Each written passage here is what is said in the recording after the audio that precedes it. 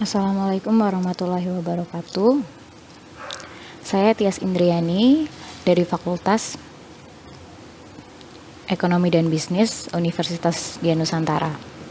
Saya dari kelompok 4 ingin mempresentasikan mengenai Undang-Undang Anti Monopoli dan Persaingan Usaha Tidak Sehat atau curang.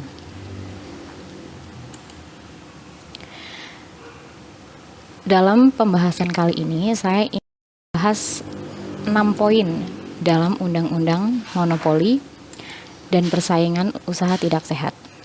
Di antaranya, pengertian anti monopoli dan persaingan usaha, azas dan tujuan, kegiatan yang dilarang, perjanjian yang dilarang, komisi pengawasan persaingan usaha, dan berikut dengan sanksinya. Latar belakang dari UU Anti Monopoli dan Persaingan Usaha Tidak Sehat ini, persaingan harus dipandang sebagai hal yang positif dan sangat esensial dalam dunia usaha.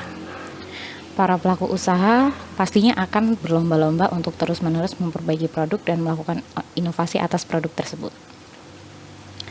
Sedangkan dari sisi konsumen, mereka akan mempunyai pilihan dalam membeli produk dengan harga yang murah dan pasti kualitas yang terbaik. Seiring dengan berjalannya usaha, para pelaku usaha mungkin lupa bagaimana bersaing dengan cara yang sehat, sehingga muncullah persaingan yang tidak sehat dan pada akhirnya menimbulkan praktek monopoli. Dan dengan adanya praktek monopoli, berarti terbuka kesempatan untuk mengeruk keuntungan yang sebesar-besarnya bagi kepentingan kantong sendiri. Dan di sini monopoli diartikan sebagai kekuasaan untuk menentukan harga, kualitas, dan kuantitas produk yang ditawarkan kepada masyarakat atau penggunanya. Masyarakat tidak pernah diberi kesempatan untuk menentukan pilihan, baik itu harga, mutu, maupun jumlah. Jadi, dipersilakan dengan mau tidak mau, dengan tidak adanya pilihan. Itulah citra curang atau kurang baik yang ditimbulkan oleh keserakahan pihak tertentu yang disebut monopoli di suatu bidang. Baik, di sini saya akan memberi sedikit pengertian mengenai anti monopoli dan persaingan usaha. Monopoli itu sendiri murni adalah bentuk organisasi pasar di mana terdapat perusahaan tunggal yang menjual komoditi yang tidak mempunyai substitusi sempurna. Perusahaan itu sekaligus merupakan industri dan menghadapi kurva permintaan industri yang memiliki kemiringan negatif untuk komoditi itu. Antitrust untuk pengertian yang sepadan dengan istilah anti monopoli atau istilah dominasi yang dipakai masyarakat Eropa, yang artinya juga sepadan dengan arti istilah monopoli. Di samping itu, terdapat istilah yang artinya hampir sama, yaitu kekuatan pasar. Dalam praktek keempat kata tersebut, istilah monopoli, antitrust, dan kekuatan pasar saling dipertukarkan pemakaiannya. Menurut UU nomor 5 tahun 99 tentang praktek monopoli, pemusatan kekuatan ekonomi oleh satu atau lebih pelaku usaha yang mengakibatkan dikuasainya produksi atau pemasaran atas barang dan atau jasa tertentu sehingga menimbulkan persaingan usaha tidak sehat dan dapat merugikan kepentingan umum. UU Anti Monopoli nomor 5 tahun 99 memberikan arti kepada monopoli sebagai suatu penguasaan atas produksi dan atau pemasaran barang dan atau penggunaan jasa tertentu oleh satu pelaku usaha atau kelompok pelaku usaha. Pasal 1 ayat 1 Undang-Undang Anti Monopoli. Sementara yang dimaksud dengan praktek monopoli adalah suatu pemusatan kekuasaan ekonomi oleh salah satu atau lebih pelaku yang mengakibatkan dikuasainya produksi dan atau pemasaran atas barang dan atau jasa tertentu sehingga menimbulkan suatu persaingan usaha secara tidak sehat dan dapat merugikan kepentingan umum sesuai dengan Undang-Undang Anti Monopoli. Oke. Untuk asas dan tujuan dari anti monopoli dan persaingan usaha ini. Azasnya, pelaku usaha di Indonesia dalam menjalankan kegiatan usahanya berasaskan demokrasi ekonomi dengan memperhatikan keseimbangan antara kepentingan kepentingan usaha dan kepentingan umum. Tujuan Undang-Undang Persaingan Usaha yaitu UU nomor 5 tahun 99 yang mengatur tentang larangan praktek monopoli dan persaingan usaha tidak sehat, yang bertujuan untuk memelihara pasar kompetitif dari pengaruh kesepakatan atau konspirasi yang cenderung mengurangi dan atau menghilangkan persaingan kepedulian utama. Dari UU persaingan usaha adalah promoting competition dan memperkuat kedaulatan konsumen. Baik, berikut adalah pengertian dari Undang-Undang Anti Monopoli dan juga persaingan usaha. Selanjutnya akan dijelaskan oleh teman saya, Nadia Destiana. Dipersilahkan. Ya, di sini ada kegiatan yang dilarang. Dalam Undang-Undang Nomor 5 1999, kegiatan yang dilarang diatur dalam pasal 17 sampai dengan pasal 24. Undang-undang ini tidak memberikan definisi kegiatan, seperti halnya perjanjian. Namun demikian, dari kata kegiatan, kita dapat menyimpulkan bahwa yang dimaksud dalam kegiatan di sini adalah aktivitas, tindakan secara sepihak. Bila dalam perjanjian yang dilarang merupakan perbuatan hukum dua pihak, maka dalam kegiatan yang dilarang adalah merupakan perbuatan hukum sepihak. Di sini adapun kegiatan-kegiatan yang dilarang, yaitu yang pertama itu ada monopoli, yang kedua monopsoni, yang ketiga penguasaan pasar, yang keempat persekongkolan, yang kelima posisi dominan, keenam jabatan rangkap, yang ketujuh pemilikan saham, dan yang ke-8 adalah penggabungan, peleburan, dan pengambil alihan. Adapun perjanjian yang dilarang dalam anti monopoli dan persaingan usaha, yaitu yang pertama oligopoli, yang kedua penetapan harga, yang ketiga pembagian wilayah, yang keempat ada pemboikotan, keenam kartel, yang ketujuh trust, kedelapan oligosoni, yang keenam integrasi vertikal, ketujuh perjanjian tertutup, dan yang terakhir ada perjanjian dengan luar negeri. Itu Komisi Pengawasan Persaingan Usaha. Komisi Pengawasan Persaingan Usaha atau KPPU adalah sebuah lembaga independen di Indonesia yang dibentuk untuk memenuhi amanat Undang-Undang Nomor 5 Tahun 1999 tentang larangan praktek monopoli dan persaingan usaha tidak sehat. Berikut tugas dari KPPU diantaranya. 1.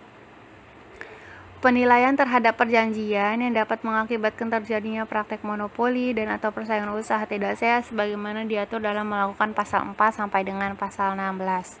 2. Melakukan penilaian terhadap kegiatan usaha dan atau tindakan pelaku usaha yang dapat mengakibatkan terjadinya praktek monopoli dan atau persaingan usaha tidak sehat sebagaimana diatur dalam pasal 17 sampai dengan pasal 24. 3. Melakukan penilaian terhadap ada atau tidak adanya penyalahgunaan posisi dominan yang dapat mengakibatkan terjadinya praktek monopoli dan atau persaingan usaha tidak sehat sebagaimana diatur dalam pasal 25 sampai dengan pasal 28. 4. Melakukan penilaian terhadap ada atau tidak adanya penyalahgunaan posisi dominan yang dapat mengakibatkan terjadinya praktek monopoli dan atau persaingan usaha tidak sehat sebagaimana diatur dalam pasal 25 sampai dengan pasal 28. 5. Memberikan saran dan pertimbangan terhadap kebijakan pemerintah yang berkaitan dengan praktek monopoli dan atau persaingan usaha tidak sehat. 6. Menyusun pedoman dan atau publikasi yang berkaitan dengan undang-undang ini. 7. Memberikan laporan secara berkala atas hasil kerja Komisi Kepala Presiden dan Dewan Perwakilan Rakyat atau DPR. Berikut wewenang dari KPPU diantaranya. 1. Menerima laporan dari masyarakat dan atau dari pelaku usaha tentang dugaan terjadinya praktek monopoli dan atau persaingan usaha tidak sehat. 2. Melakukan penelitian tentang dugaan adanya kegiatan usaha dan atau tindakan pelaku usaha yang dapat mengakibatkan terjadinya praktek monopoli dan atau persaingan usaha tidak sehat. 3. Melakukan penyelidikan dan atau pemeriksaan terhadap kasus dugaan praktek monopoli dan atau persaingan usaha tidak sehat yang dilaporkan oleh masyarakat atau oleh pelaku usaha atau yang ditemukan oleh komisi sebagai hasil penelitiannya. 4. Menyimpulkan hasil penyelidikan dan atau pemeriksaan tentang ada atau tidak adanya praktek monopoli dan atau persaingan usaha tidak sehat. 5. Memanggil pelaku usaha yang diduga telah melakukan pelanggaran terhadap ketentuan undang-undang ini. 6. Memanggil dan menghadiri saksi, saksi ahli, dan setiap orang yang dianggap mengetahui pelanggaran terhadap ketentuan undang-undang ini. 7. Meminta bantuan penyidik untuk menghadirkan pelaku usaha, saksi, saksi ahli, atau setiap orang sebagaimana dimaksud nomor 5 dan nomor 6 yang tidak bersedia memenuhi panggilan komisi. 8. Meminta keterangan dari instansi pemerintah dalam kaitannya dengan penyelidikan dan atau pemeriksaan terhadap pelaku usaha yang melanggar ketentuan undang-undang ini. 9. Mendapatkan, meneliti, dan atau menilai surat dokumen atau alat bukti lain guna penyelidikan dan atau pemeriksaan. 9. Memutuskan dan menetapkan ada atau tidak adanya kerugian di pihak pelaku usaha lain atau masyarakat. 10. Memberitahukan putusan komisi kepada pelaku usaha yang diduga melakukan praktek monopoli dan atau persaingan usaha tidak sehat. 11. Menjatuhkan sanksi berupa tindakan administratif kepada pelaku usaha yang melanggar ketentuan undang-undang ini. Demikian yang saya bahas tentang Komisi Pengawasan Persaingan Usaha beserta tugas dari KPPU, wewenang dari KPPU. Terima kasih. Bab selanjutnya akan dibahas oleh teman saya yaitu Akma. Bab 2 Pembahasan Sanksi. Pasal 36 Undang-Undang Anti Monopoli, salah satu wewenang KPPU adalah melakukan penelitian, penyelidikan, dan menyimpulkan hasil penyelidikan mengenai ada tidaknya praktik monopoli. Masih di pasal yang sama, KPPU juga berwenang menjatuhkan sanksi administratif kepada pelaku usaha yang melanggar Undang-Undang Anti Monopoli. Apa saja yang termasuk dalam sanksi administratif diatur dalam pasal 47 ayat 2 Undang-Undang Anti Monopoli. Meski KPPU hanya memberikan kewenangan menjatuhkan sanksi administratif, Undang-Undang Anti Monopoli juga mengatur mengenai sanksi pidana. Pasal 48 menyebutkan mengenai pidana pokok, sementara pidana tambahan dijelaskan dalam pasal 49. Yang pertama kita bahas di pasal 48. Pelanggaran terhadap ketentuan pasal 4, pasal 9 sampai dengan pasal 14, pasal 16 sampai dengan pasal 19, pasal 25, pasal 27, dan pasal 28 diancam pidana denda serendah-rendahnya 25 miliar dan setinggi-tingginya 100 miliar rupiah atau pidana kurung pengganti dengan selama-lamanya 6 bulan. Pelanggaran terhadap ketentuan pasal 5 sampai dengan pasal 8, pasal 15, pasal 20 sampai dengan pasal 24 dan pasal 26, undang-undang ini diancam pidana denda serendah-rendahnya 5 miliar rupiah dan setinggi-tingginya 25 miliar rupiah atau pidana kurung pengganti dengan selama-lamanya 5 bulan. Pelanggaran terhadap ketentuan pasal 41 undang-undang ini diancam pidana denda serendah-rendahnya 1 miliar rupiah dan setinggi-tingginya 5 miliar rupiah atau pidana kurung pengganti dengan selama-lamanya 3 bulan.